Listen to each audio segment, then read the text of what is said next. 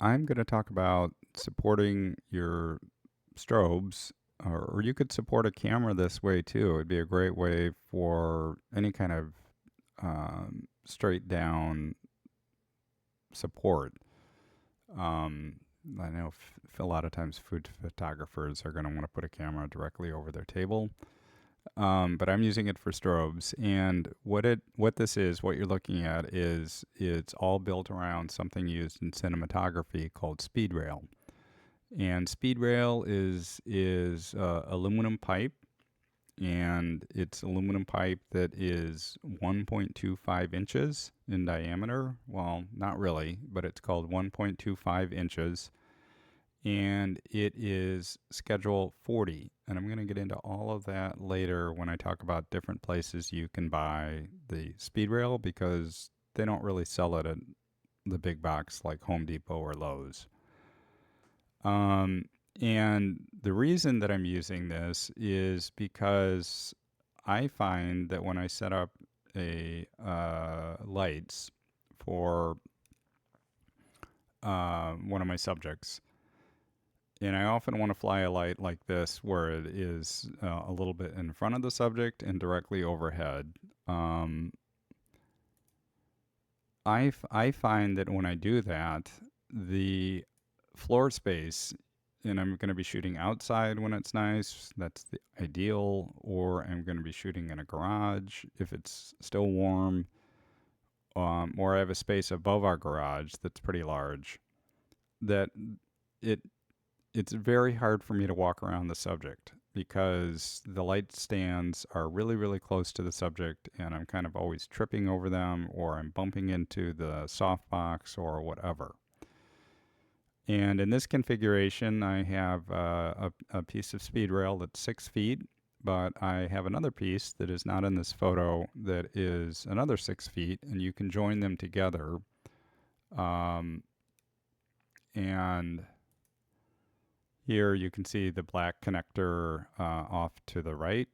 And so that's a 12-foot span. And that allows me to put the light stands into the corners of the room that I'm working in areas where I'm not going to, be wanting to bump into them. So it works really, really well in the past. And I still use one of these. I would use an articulating arm.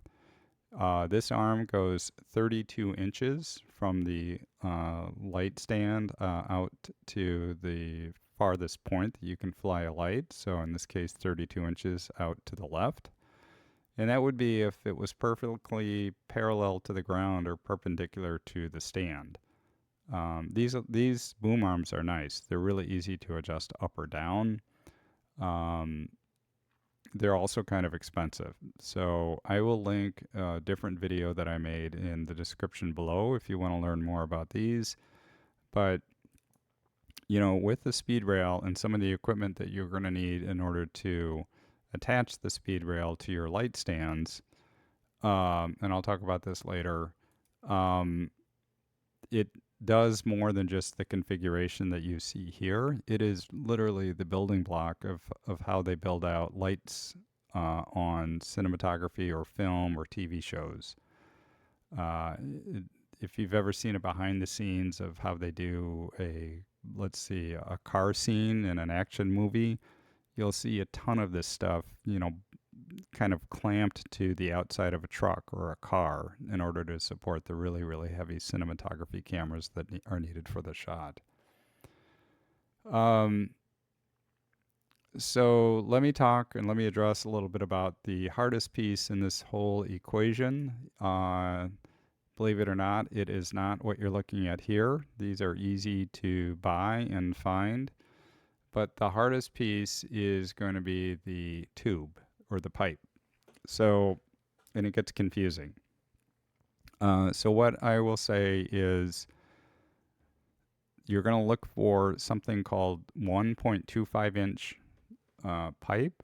It's going to be made out of aluminum, and you kind of buy it to the length that you want. I would consider buying it to a length that is easy to transport or easy to store. So 6 feet met that criteria for me. I have two of them with that connector, allows me to get a 12-foot span. Um, and what the 1.25 inch aluminum pipe schedule 40 is important. You need the outside diameter to be 1.66 inches.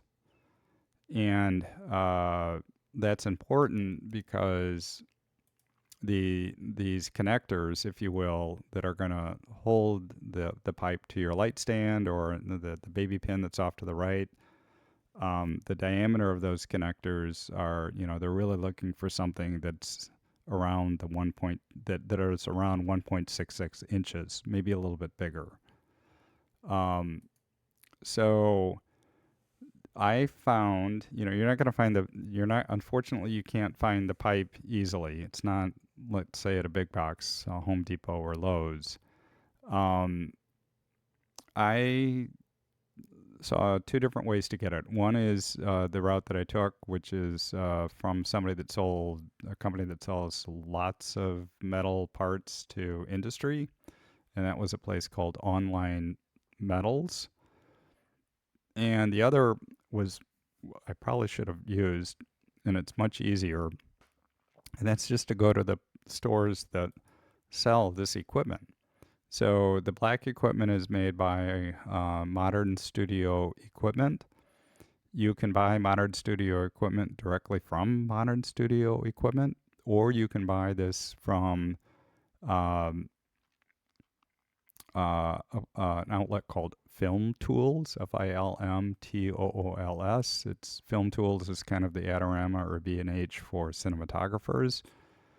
FilmTools and Modern Studio Equipment are both based out of the Hollywood area.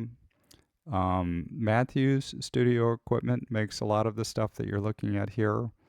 So, that's another great source for some of the connectors, some of the clamps. I don't think they sell pipe, Matthews Studio Equipment. But, at Film Tools or at Modern Studio Equipment, they do sell SpeedRail. It is actually not much different, maybe a little bit less than going to the place that sells SpeedRail to everyone. SpeedRail is used for hand railings, high-end architectural hand railings. So yeah, there you go. Not that hard to find. I don't know why it took me forever to find it. Here's jumping to a different subject. Here's different ways that I put points onto it. So on the left is that black collar with a baby pin, and then there's a gobo head or a grip head, and then a baby head, baby pin, if you will, in the grip head. The clamp to the right is called a cheese burrow, and that just is a way to connect two pieces of SpeedRail fixed at 90 degrees. You can see that here in the sort of in the middle on the left, the cheese burrow. And I'll just talk about this for a second here too. The two clamps on the bottom are junior pipe clamps. So they take a junior light stand, a receiver, and you can see the baby light pin to the right. That's a 5/8 inch pin. So the junior pins are really, really big and they're really heavy. And they take a junior light stand. So you'll want a junior light stand, even if you're using one of these articulating arms. And once you start to take a look at junior light stands, they sort of jump in price from a normal light stand that has a baby pin on it. All of this stuff can seem kind of expensive when you initially buy it, but including this. But this grip equipment, it I wouldn't say it appreciates in value, but I wouldn't say that it really deteriorates in value either. And it doesn't wear out.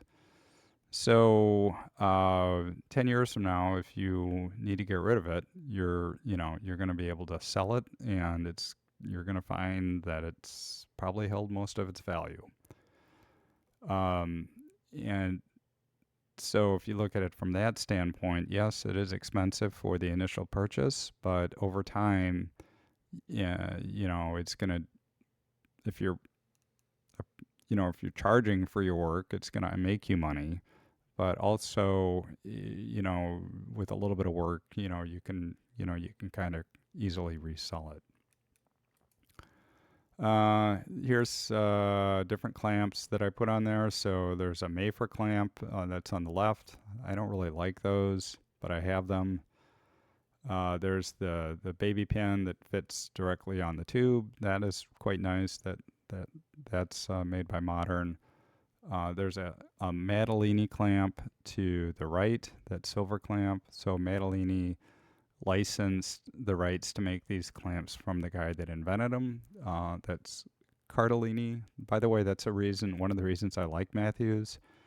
They don't they don't copy someone's design and then start selling it. They will go to the inventor, and have a licensing agreement with the inventor. So the inventor is still receiving a royalty off of their invention. Onto the right is that connector that allows me to put two 6-foot tubes or any kind of length. It could be 4 foot and 4 foot or 4 foot and 3 foot or whatever. Use your imagination. And here is the last piece of the equation where you'll see I have an aluminum rod that's 5/8 inch.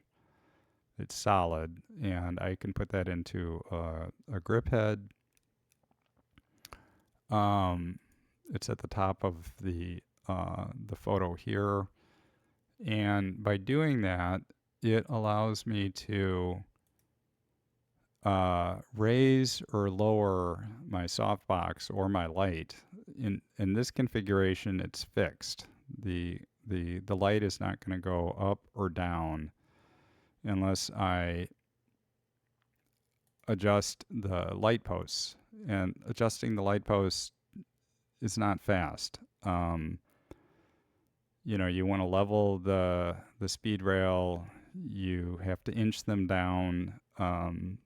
It doesn't lend itself to moving quickly, unlike this, which does adjust really, really quickly. But by using something like this, you just unloosen the grip head and then slide the pipe down, and the light is all of a sudden closer to where you want it to go. So that's kind of a workaround. And yeah, that is about it. I'm not sponsored by anyone, but Modern studio equipment I found to be a really nice place to get this equipment. I know the gear that's made by Matthews that would match some of this stuff is obviously quite good. Cinematography or film equipment is meant to be put into rental houses. It's meant to be used, 8 hours a day, 7 days a week. It's meant to be outside. It's meant to be in all sorts of environments, and it's meant to hold up over time. So you spend a little bit of money on it, but it's not going to break. FilmTools is another great place. So modern studio equipment, FilmTools, or some of this you can get, as I said, from Matthews. All of these companies are right outside of Hollywood. So they're US based, and I think if you're outside of the United States, I don't know how you get it. I know there must be a way to get this stuff because it's universally used, I think, on film sets. So there you go. Maybe more than you wanted to hear. Something a little bit different. I take a lot of inspiration for setting up my lights from how cinematographers do it. The gaffers and the grips, and it is working well for me and for the hobby that I have. Let me know if you have any questions.